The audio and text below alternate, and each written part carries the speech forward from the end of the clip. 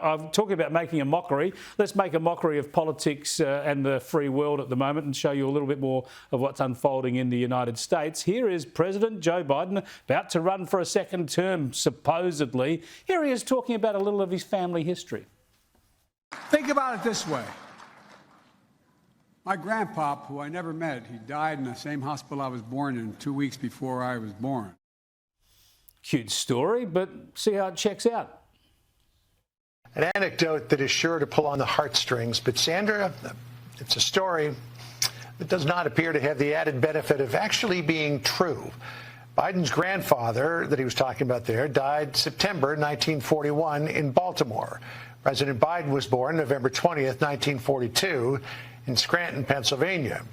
So we looked, could he have been talking about his other grandfather? Well, that grandfather died years later. So just wrong. Justin, he can't just get stuff like this wrong. He can't just make it up. It's close to being a cute story. He's just out by a number of weeks in different cities.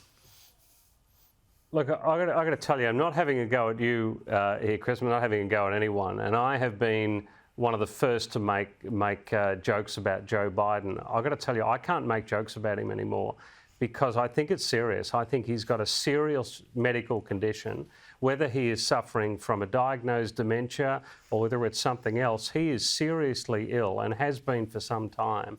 And I think it has gotten well beyond a joke. It's a very serious matter. I mean, to me, for me to do it, it feels like I'm picking on my, this is why we raise it. This is why we raise it. We don't raise it just for a laugh. Sometimes it's funny, but the whole point is he's the leader of the free world and ridiculously is claiming that he'll run for another 4 years. It seems absurd. I still can't see it actually happening. That is him actually being the candidate and being re-elected. And in the meantime, if that does happen, a heartbeat away from the presidency for another 4 years will be this woman. Have a look at what she's had to say today, Kamala Harris.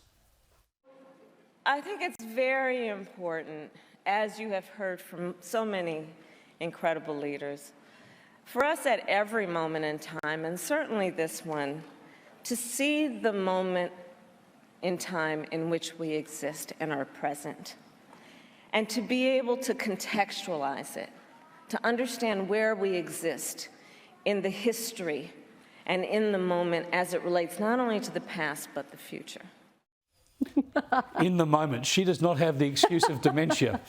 She has absolutely no idea what she's saying. Neither do we. But in terms of Biden, and may he live forever if we've got the threat of that woman then ruling and reigning over us, in terms of Biden, I've said for years, this is elder abuse. And the question is, because we know that he can't run a 7-Eleven, this man could not run a chook raffle, who then is running the country? Because it's them who want him to be re-elected.